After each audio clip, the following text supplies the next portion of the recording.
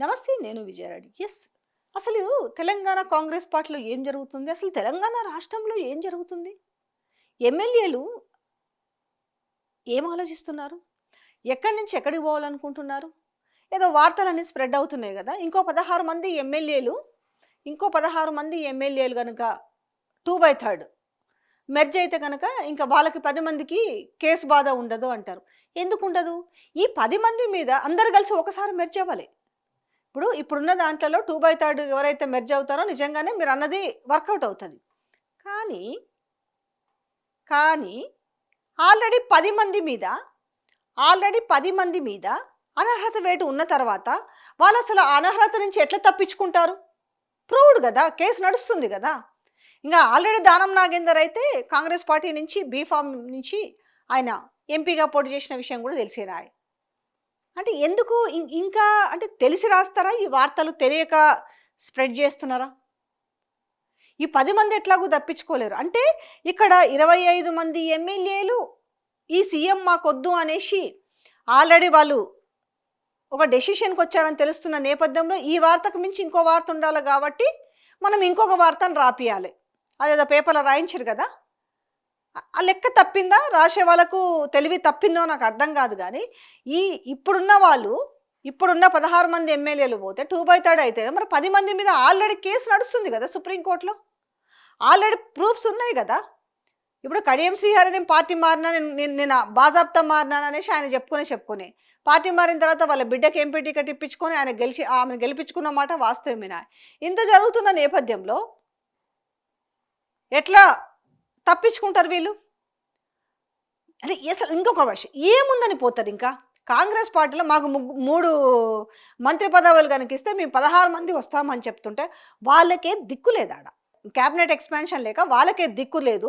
రాజగోపాల్ రెడ్డి లాంటి వాళ్ళైతే ఈగర్లీగా వెయిట్ చేస్తున్నారు, మంత్రి పదవి కోసం లాబింగులు చేస్తున్నారు. రేపు అసలు ఉన్న దాంట్లో ఆయనకు మంత్రి పదవి రాకపోతే ఎట్లుంటుందో కూడా పరిస్థితి తెలుస్తుంది. అందరిని ఇట్లా ఏకి పీకి పారిస్తాడు ఆయన. ఎందుకు? ఆయనకు మాట ఇచ్చిరు కాబట్టి. ఎవరిచ్చిరు? స్వయాన రాష్ట్ర ముఖ్యమంత్రి పోయి వాళ్ళ ఇంట్లో 2 గంటలు కూర్చొని ఆయనతోటి బామాళ్ళి బతిమిలాడి నువ్వు ఎట్లయినా సరే చామల కిరణ్ కుమార్ రెడ్డి గెలిపించుకో, నీకు మంత్రి పదవి నేను ఖచ్చితంగా సిఫార్సు చేస్తాను, నీకు మంత్రి పదవి ఇస్తానంటేనే కదా. లేకపోతే ఆయన వ్యయ ప్రయాసాలు పెట్టుకొని ఆయన దానికోసం మొత్తం అంత డెడికేటెడ్గా పనిచేసి 1 మ్యాన్ లాగా ఆయన మొత్తం ఆయన మీదనే వేసుకున్నాడు. 1 మ్యాన్ ఆర్మీ షో లాగా మొత్తము ఆయన భుజాల మీద వేసుకొని చామల కిరణ్ కుమార్ రెడ్డిని గెలిపించాడు. లేకపోతే ఎవరికి తెలుసు? భువనగిరి కాన్స్టిట్యున్సీలో ఎంపీ పార్లమెంటు కాన్స్టిట్యున్సీలో ఎంతమందికి తెలుసు చామల కిరణ్ కుమార్ రెడ్డి? నేను ఆయన తక్కువ చేసి మాట్లాడాలని కాదు, ఇక్కడ నేను రాజగోపాల్ రెడ్డి కష్టాన్ని గురించి చెప్తున్నా. ఆయన ఎంత హార్డ్ వర్క్ చేసి ఉంటే, ఎంత తిరుగుంటే, అక్కడున్న ప్రజలకు ఎంత హామీ ఇచ్చి ఉంటుంటే అంత బంపర్ మెజారిటీ తోటి ఈయన గెలిపించుకున్న. నిజంగా చెప్పాలి అని అంటే ఆ సీట్ ఆ రోజు బీజేపీ కొట్టేది. ఏది? రాజగోపాల్ రెడ్డి కనుక హామీ ఇవ్వకపోతే నాకెందుకులే అని సైలెంట్గా ఉండుంటే ఆయన ఎందుకు త్యాగం చేసిండు? లేకపోతే వాళ్ళ భార్యను బట్టి ఈజీగా ఇంకా మంచి మెజారిటీ వచ్చేది తెలుసా. కానీ అయినప్పటికీ కూడా ముఖ్యమంత్రి అడిగి ఆయనకు మాట తీసుకొని 2 గంటల సేపు కూర్చొని ఆయనతోటి బతిలాడి ఒప్పించుకొని అక్కడ చామల్ని గెలిపించుకున్నాడు. ఇప్పుడు మాత్రం ఏం చెప్తున్నారు? అసలు ఆ భయానికి క్యాబినెట్ ఎక్స్పాన్షన్ కూడా చేస్తలేరు.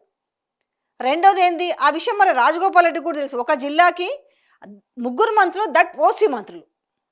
అది మామూలుగా ఇప్పుడున్న పరిస్థితుల్లో కనుక చేస్తే ఇంకా ఇప్పుడు ఆల్రెడీ ఒక బీసీల వివాదం తలెత్తుతుంది కాబట్టి ఇంకా కాంగ్రెస్ మీద వ్యతిరేకత వచ్చే అవకాశం ఉంటుందన్న నేపథ్యం తెలిసి కూడా హామీ ఇచ్చిండు. ఆ హామీని కూడా రాజగోపాల్ రెడ్డి నమ్మడం జరిగింది. బట్ ఎంతవరకు అది సాధ్యమవుతుంది అనేది ఇప్పుడున్న క్రైటీరియా ప్రకారం అయితే అది మరి తెలియదు. ఈ లెక్క నేను ఎందుకు చెప్పుకొచ్చినానంటే ఇప్పుడు మీరు 16 మంది, అంటే అందులో వార్త నేను చెప్తున్నా, 16 మంది ఎమ్మెల్యేలు మేము 3 మంత్రులు ఇస్తే వస్తామనంటే ఇప్పుడు 6గురిని చేయాలి. ఆ 6గురిలో కనీసము 2 పెండింగ్ పెట్టి 4 చేద్దామన్నా కూడా దానికి ఇంకా క్యాబినెట్ ఎక్స్పాన్షన్ టైం ఉందన్నారు.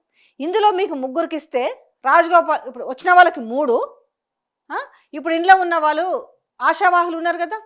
ఇప్పుడు సపోజ్ ఇవ్వాలనుకుంటే దేవరకొండ నుంచి ఉంది కదా, ఇప్పుడు ఎస్టీ నియోజకవర్గం నుంచి ఇవ్వాలి అని అంటే బాలునాయక్ ఇవ్వాల్సిందే కదా. లేదు ఒకవేళ ఇదే నల్గొండ జిల్లా నుంచి ఇంకా 3వ వ్యక్తికి ఇవ్వాలనుకుంటే వేమ్ల వీరేశం ఉంటాడు కదా. ఇట్లా కాన్స్టిట్యున్సీలు అన్నీ చూస్తే ఇప్పుడు ఆడ వివేక్ అడుగుతున్నాడు, సీనియర్ లీడర్ సుదర్శన్ రెడ్డి ఉన్నాడు, ఇక్కడ దానం నాగేందర్కి ఇస్తామని చెప్పి తీసుకొచ్చిరు. ఇక్కడే దిక్కులేని నేపథ్యంలో ఇక వీళ్ళని తీసుకొచ్చాట బీఆర్ఎస్ వాళ్ళని తీసుకొచ్చి ఇంకా మీరు ఏ నుంచి మంత్రి పదవులు ఇస్తారని నాకు ఆ వార్త నేపథ్యం అర్థం కాలేదు. అంటే గాలికి వార్తలు రాసేస్తే అయిపోద్దనేసా? సరే, అయినా కూడా వీళ్ళ అర్హత నుంచి ఎట్లా తప్పించుకుంటారు ఈ 10 మంది ఎమ్మెల్యేలు? ఆల్రెడీ సుప్రీంకోర్టులో నడుస్తుంటే వీళ్ళు మెర్జ్ అవుతుంది, కానీ అది ఆ కేసు అయితే అట్లనే ఉంటుంది కదా. మరి బై ఎలక్షన్స్ అయితే పక్కా వస్తాయి కదా. ఎవ్వడికి వాడి యమునా తీరులాగా ఉంది. ఓ 10-12 మంది ఎమ్మెల్యేలు, జడ్చర్ల ఎమ్మెల్యే ఉన్నారు కదా అనిరుద్ రెడ్డి, ఆయన ఆధ్వర్యంలో ఏం జరిగింది, వాళ్ళు పోయి తీరా వీళ్ళ లెక్కలు బొక్కలు, అసలు సీఎం ఏం చేసిండు, సీఎం కుటుంబ సభ్యులు ఏం చేస్తారు భూదందాలు, అలాగే పొంగులేటి శ్రీనివాసరెడ్డి భూదందాల పరిస్థితి ఏంది, ఇట్లా ఒక్కొక్కటి లెక్క పత్రం చిట్టా మొత్తం తీసుకుపోయి రాహుల్ గాంధీ దగ్గర పెట్టిండ్రు. ఆ 12 మంది ఎమ్మెల్యేలు చాలా నిజాయితీగా ఉన్నదంతా తీసుకుపోయి రాహుల్ గాంధీ దగ్గర పెట్టారు.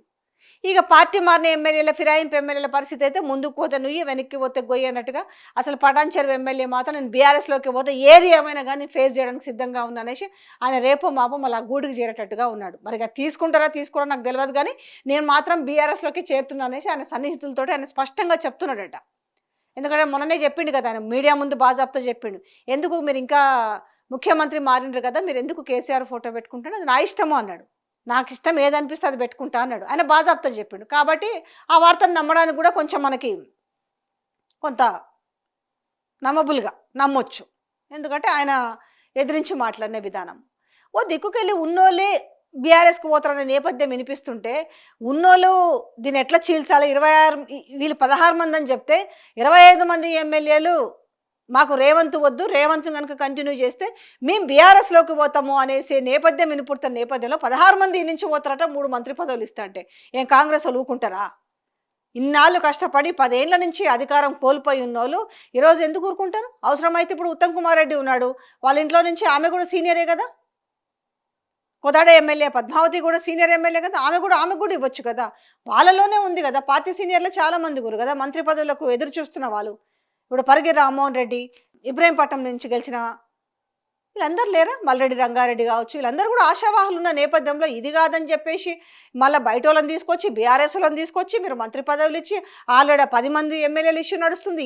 ఇటువైపు 12 మంది ఎమ్మెల్యేలు కూడా ఇగో ఈ భూదందాలు, ఇగో రేవంత్ కుటుంబ సభ్యులు చేస్తున్న విధానం కావచ్చు, లేకపోతే వాళ్ళు బట్టి విషయంలో కూడా తీసుకుపోయి పెట్టిరట. మరి అదేందో మరి ఏం జరుగుతుందో బిహైండ్ ద తెలియదు. కానీ ఇలాంటి నేపథ్యంలో ఈ ఎమ్మెల్యేలు ఏం చూసి అసలు కాంగ్రెస్ పార్టీలోకి వస్తారనేది ఎంత తెలివి తక్కువ ఆలోచన చేస్తే తప్ప ఏం చూసి అసలు ఏం భవిష్యత్తు ఉందని చెప్పి కాంగ్రెస్లోకి పోతారు.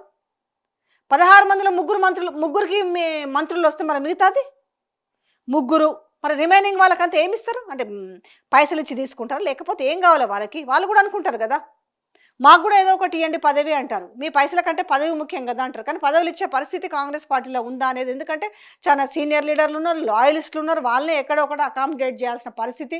రెండోది కులగణన సర్వే నెత్తి మీద కూర్చొని ఉంది. అది ప్రజలందరూ కూడా తరుముతున్న రోజుల్లో ఇంకా బీఆర్ఎస్ నుంచి ఎమ్మెల్యేలు పోతారనంటే మరి ఆ వార్తకి శాంటిటీ అర్థం చేసుకోవాలి, ప్రజలు కూడా అర్థం చేసుకోవాలి. దాన్ని బాగా సోషల్ మీడియాలో వైరల్ చేసుకుంటారు. కానీ ఏదో మాత్రం జరుగుతుంది, పక్కా జరుగుతుంది. కాంగ్రెస్ పార్టీ నుంచి ఎమ్మెల్యేలు గూడుపుటానే జరుగుతుంది. ఎందుకు అంటే 29 మంది ఎమ్మెల్యేల పనితీరు బాగాలేదు, భూదందాలలో ఇరుక్కుంటున్నారు, అన్నిట్లో జోక్యం చేసుకుంటున్నారు, ప్రజల మధ్యకి పోవట్లేదు అని చెప్పేసి స్వయాన ముఖ్యమంత్రి ఆంధ్రజ్యోతి పత్రికల వార్త రాయించుకున్నప్పుడే వాళ్ళందరికీ కూడా అర్థమైంది, ఓహో ఇదంతా కూడా మన మీదకి, ఆయన చేతగానితనాన్ని మన మీదకి నెట్టే ప్రయత్నం చేస్తున్నాడు, ప్రజల నుంచి వ్యతిరేకత అంతా కూడా ఎమ్మెల్యేల మీద నెట్టే ప్రయత్నం చేస్తున్నారు. లోకల్ బాడీ ఎలక్షన్స్లో కూడా మొత్తం పనితీరు బాగలేదు కాబట్టి అనుకున్న స్థాయిలో గెలవలేకపోయినాము అనేసి, సో ఎందుకంటే ప్రజలందరూ కూడా తిరుగుబాటు చేస్తారు, మేము ప్రజల్లోకి వెళ్ళకపోయినాము, ఆ తప్పంతా కూడా మాది కాదు అనేసేమో ఎమ్మెల్యేలు చెప్తారు. లేదు ఎమ్మెల్యేల పనితీరుల వల్లనే మనము అనుకున్న స్థాయిలో గెలవలేకపోయినాం అనేది వీళ్ళ మీద నెట్టే అవకాశం ఉంది. కాబట్టి ఉన్నోళ్ళు అసలు మేము పెట్టబెడ సర్దుకుంటే బాగుంటుందేమో, అంటే ప్రభుత్వంలో కూడా ఈ ప్రభుత్వం తీరే బాగలేదు కాబట్టి అసలు మేము పెట్టబెడ సర్దుకుంటే బాగుంటుందేమన్న నేపథ్యంలో వ్యవహారం నడుస్తుంది. ఇది క్లారిటీ.